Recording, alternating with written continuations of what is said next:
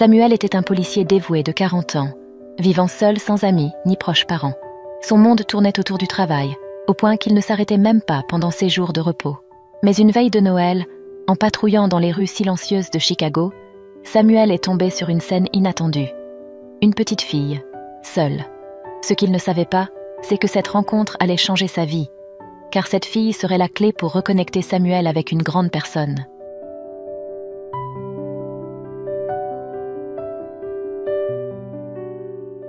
La veille de Noël, alors que la ville devenait de plus en plus déserte, car les gens allaient rejoindre leur famille, Samuel, un policier dévoué, parcourait les rues tranquilles dans sa voiture de patrouille. Il était un homme extrêmement engagé dans son travail, au point de ne pas avoir de temps pour une vie sociale ou familiale, travaillant même pendant ses jours de congé. Bien que Samuel ait connu quelques passions dans le passé, aucune ne s'était transformée en une relation durable, le laissant encore célibataire. Cette nuit spéciale, alors qu'il patrouillait, son regard a été attiré par une petite fille qui avait du mal à décorer un grand sapin de Noël sur le porche de sa maison. La scène a fait sourire Samuel et, poussé par l'esprit de Noël, il a décidé de s'arrêter et d'offrir son aide. C'était un petit geste, mais qui apportait une chaleur humaine à sa routine de travail. « Salut, petite, tu as besoin d'un petit coup de main ?» dit Samuel, en arrêtant son véhicule à côté de la fille. « Je suis policier, et je suis ici pour aider et protéger les gens. »« Je suis assez grande, vous savez, monsieur le policier, » répondit Tina avec fierté. « J'aide même ma mère à préparer le petit déjeuner. »« Vraiment ?» exprima Samuel, surpris. « Tu sais cuisiner ? Moi, je ne suis pas très douée en cuisine. Même brûler des toasts est courant pour moi. » La fille sourit légèrement, mais elle était concentrée sur sa tâche et dit sans le regarder. « S'il vous plaît, ne me distrayez pas. Je dois finir de décorer cet arbre avant que ma mère ne revienne. Ça va être une surprise pour elle. » « Et si je t'aidais ? Comme ça, on finirait plus vite, qu'en penses-tu ?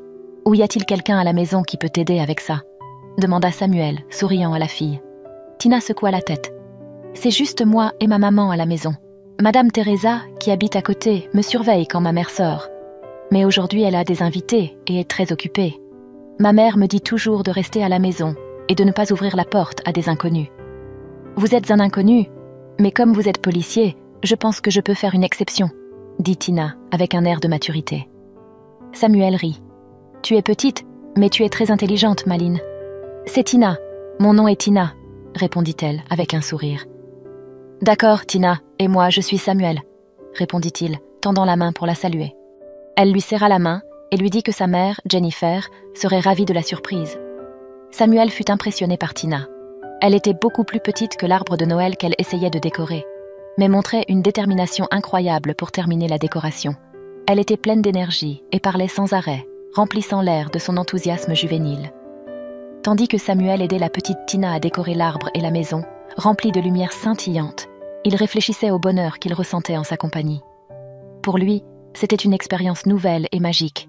Pour la première fois, il participait aux préparatifs de Noël, quelque chose qu'il n'avait jamais fait auparavant.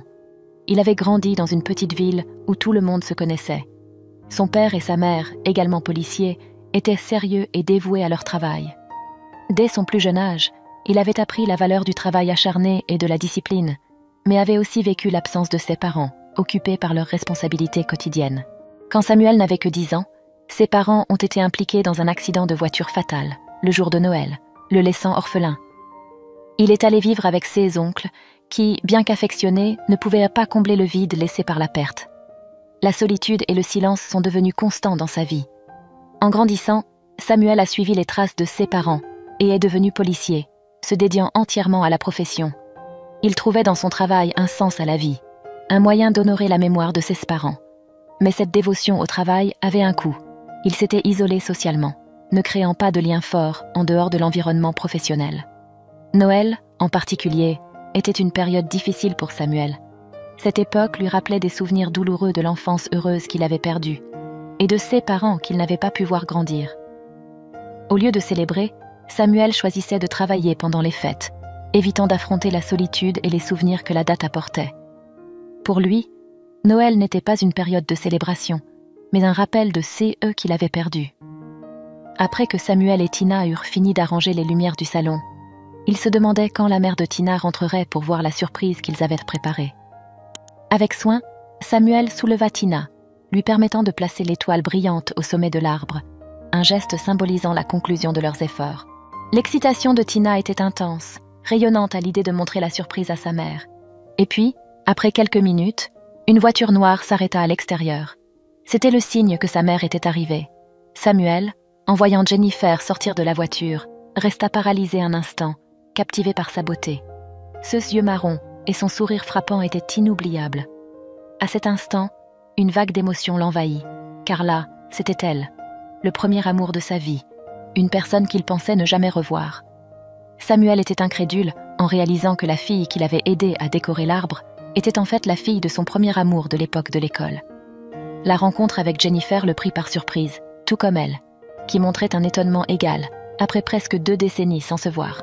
Alors qu'il tentait d'expliquer sa présence, Tina exprimait avec enthousiasme l'aide que Samuel lui avait apportée. Jennifer, quant à elle, semblait quelque peu étonnée, absorbant encore la rencontre inattendue. La petite Tina, curieuse, interrogea sur la connaissance préalable entre sa mère et Samuel, évoquant la connexion ancienne qu'ils partageaient. « Maman, tu as aimé la surprise ?» demanda Tina avec animation. « Oui, mon amour », répondit Jennifer, admirant l'arbre de Noël décoré, mais encore étourdie par la rencontre inattendue. « Maman, tu devrais aussi remercier Samuel. Il a été très gentil, » dit Tina, enthousiaste. Jennifer proposa alors un dîner en remerciement de l'aide de Samuel, une proposition qu'il tenta de refuser poliment. Cependant, face à son insistance, il finit par accepter, motivé par l'opportunité de se reconnecter avec son amour du passé. Le dîner dura des heures, rempli de conversations et de rires. Après que Tina se soit endormie, Jennifer et Samuel continuèrent à échanger des souvenirs et des mises à jour sur leur vie, reconstruisant des ponts d'un passé lointain. Au fil de la conversation, Jennifer raconta un peu de sa vie. Après avoir terminé le lycée, elle a fait face à un grand changement en déménageant dans une autre ville avec sa famille, résultant en une séparation inattendue entre elle et Samuel. Dans la nouvelle ville, les parents de Jennifer la poussèrent à se lier à un homme riche, visant à lui assurer un avenir financièrement sécurisé. Récalcitrante, Jennifer finit par tomber enceinte de lui, sans éprouver de sentiments amoureux.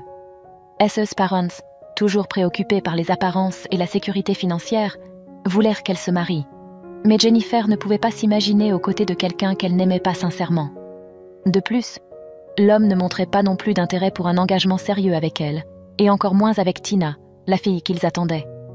Lorsque ses parents découvrirent sa grossesse, ils exigèrent qu'elle l'interrompe, une décision qui dévasta Jennifer. Incapable d'accepter une telle exigence et désirant commencer une nouvelle vie, elle opta pour déménager dans la maison qu'elle occupe maintenant, une résidence qui appartenait à son grand-père décédé. Ce mouvement signifiait non seulement un changement physique, mais aussi un pas vers son indépendance et la construction d'un nouvel avenir pour elle et sa fille. « Écoute, en voyant comment Tina est, il est clair que tu es une merveilleuse mère, » commenta Samuel avec un sourire sincère. « D'ailleurs, j'aimerais t'inviter à prendre un café demain, si tu as un peu de temps. » Jennifer accepta l'invitation. Par une froide soirée de décembre, sous un ciel étoilé, Samuel et Jennifer se rencontrèrent pour prendre un café, ravivant plus de souvenirs et partageant des histoires de leur vie séparée. La conversation coula naturellement, comme s'ils ne s'étaient jamais séparés. L'éclat dans leurs yeux révélait une connexion profonde, rallumée par ces retrouvailles. Alors qu'ils marchaient dans les rues illuminées par les décorations de Noël, Samuel prit son courage à 2 mains et saisit la main de Jennifer. Il s'arrêta, la regarda dans les yeux et dit « Jennifer, depuis notre séparation, j'ai toujours senti qu'il manquait quelque chose dans ma vie. Maintenant je sais, c'était toi.